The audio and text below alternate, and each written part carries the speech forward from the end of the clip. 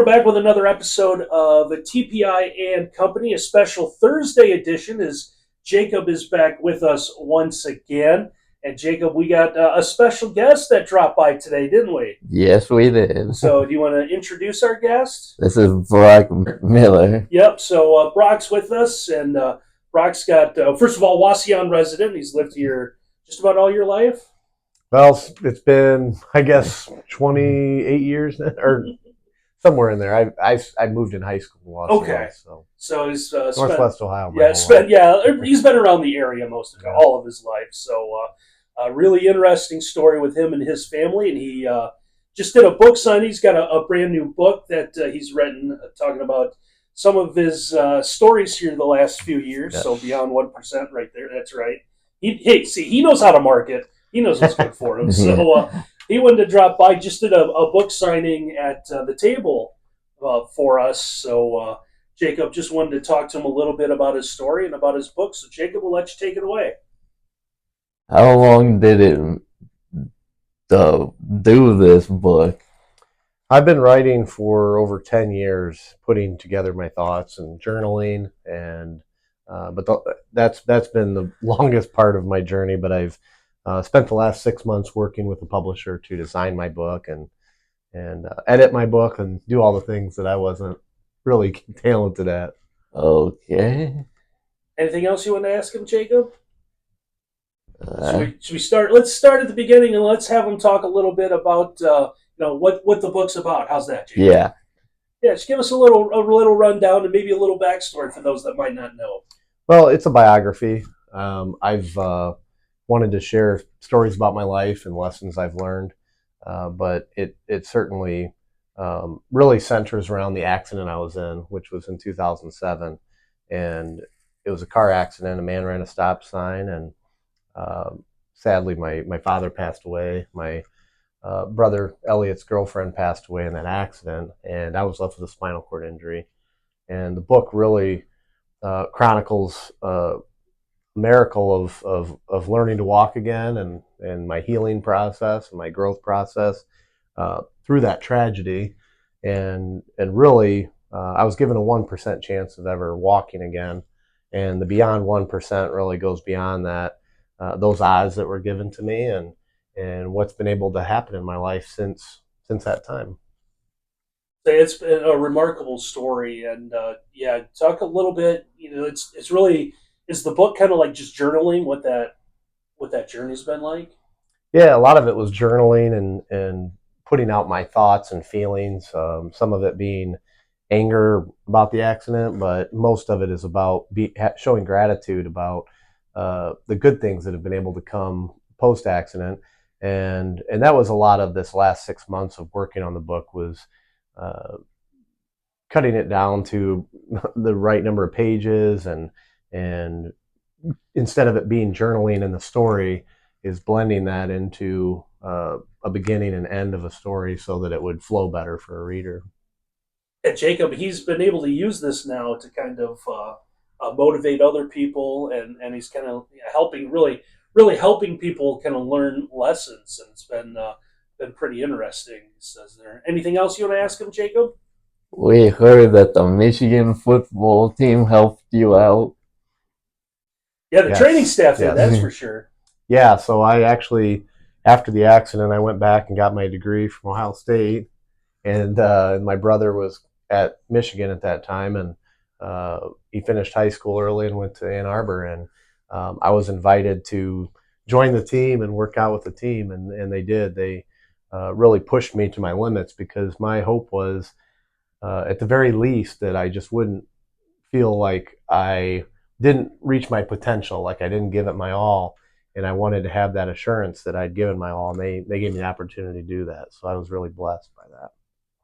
Yeah, it's unbelievable being able to, and just the help that they managed to give you. I mean, they kind of really welcomed you in, didn't they? Yeah, absolutely, and that was something that was unexpected, but something I was willing to do to see what could happen, and I'm very lucky it did. And of course, the cover of the book is kind of a rendition of the when I walked out with the team, because eventually it became a goal of mine to walk out with the team onto the field, and they have a banner that goes across the field, and I reached up and touched that as kind of my goal of this whole process, is to show, if I can do that, then I'll feel like I can walk. But not only that, I can do the things that I set out to do if I put my mind to it. And that in that moment, it all came together for me. So Jacob, I'm going to ask a couple questions because that actually triggered a few things. But I'm trying to remember when you walked the team out. That was the Connecticut game.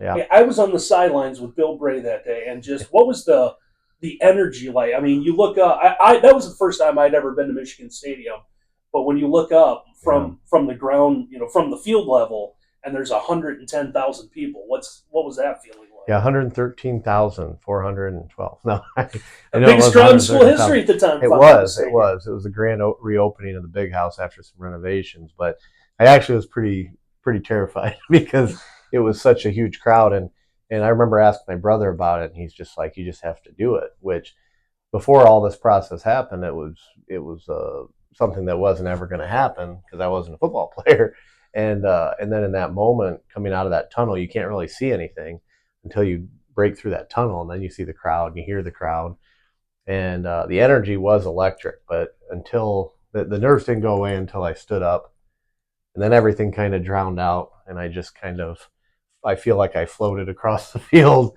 to the banner, and the adrenaline. I had never felt adrenaline like that. I was really pumped up, and when I touched the banner, everything kind of came back to me, and I was able to soak it all in. And again, this symbolic moment of victory for me and my family and the team that had helped me get there.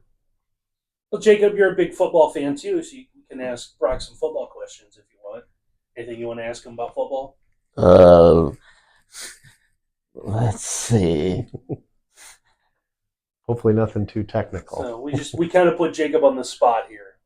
Have you been to any of a college game before? Oh yes, I actually I've been to a lot of Ohio State games. When my brother was playing, I loved to travel to other stadiums to see what they were like, and meet other fans and things like that. But I do love to do that. Although when I go to a Michigan game and I start to hear the drummer start his cadence, it gets my nerves rattled a little bit because I feel like I have a big mission, and I remind myself, no, you're not going out on the field today. So it's a lot of fun. Yeah. And Jacob, just imagine this. Imagine huge Ohio State fans all of a sudden being forced to root for Michigan. And that's what it was like for them. Yeah. Could you even imagine having to do that, Jacob? Not, not really, but I could see it happening. Right. Well, there's proof sitting right next to you. So I guess we should ask a few questions about the book, Brock. So first of all, we see like we had our copy here, and you brought a couple with you. So what's the best way for people to get copies of the book? They can get it on Amazon. That's probably the easiest way. I'm also planning to have some local events. I want to be out at the fair a couple times. I'll probably be under the grandstands here and there. Oh, okay. To sign some books, but I mean, I love to do it. I love the support. We've had tremendous support so far. Which, if you haven't gotten a book yet, it's people have had to wait for the book. They weren't ready for so many people to buy it. So I'm really just blessed by that. And as we talked about, as much as it's about my story, I really want it to be about helping other people reach their potential. And hopefully from my story and even the tragic parts of my story, I hope that people will be able to overcome their challenges and also set bigger goals. And that's something I love about Triangular Processing too, because it's all about getting your full potential. Mm-hmm. And without those opportunities like the Michigan football team gave me, I wouldn't be where I am today. And it scares me to think that what would happen if I didn't have access to, the best equipment and positive people around me. And so that's a big part of why I love being a part of Triangular Processing as well. So I appreciate you doing this and educating the public about the great things here. And yeah. Yeah, speaking of everything here at Triangular Processing, I know we just had a book signing at the table last Friday, and it seems like that went pretty well for you. Oh, yeah, I did. I was really pleasantly surprised by the turnout of people coming out to support me and to have their book signed, and hopefully for all of them that it's an inspiration to them, because I've always said I've been given a lot of inspiration. I've been given a lot of courage and a lot of things that I didn't just have, things that were given to me, and so it's good to give those things back. All right, Jacob, anything else we should ask him? I don't think so. You don't think so? All right. Well, hey, Brock, we appreciate you coming by, and thanks for the time, man. Yeah, thank you, been Randy. a busy guy lately. Yeah, and thank you, Jacob, for giving me your time. This Yeah. is a really cool thing you do. So Yeah. I'm glad to be a part of it. So yeah, we're continuing to growing here. So it's I think it's going to wrap up another episode of TPI and Company. So appreciate everyone watching. If you haven't done so, make sure you like and subscribe to the YouTube channel. We seem to grow a little bit every day, so pretty excited about that. Jacob and Jason just went to the Spangler Candy Company yesterday.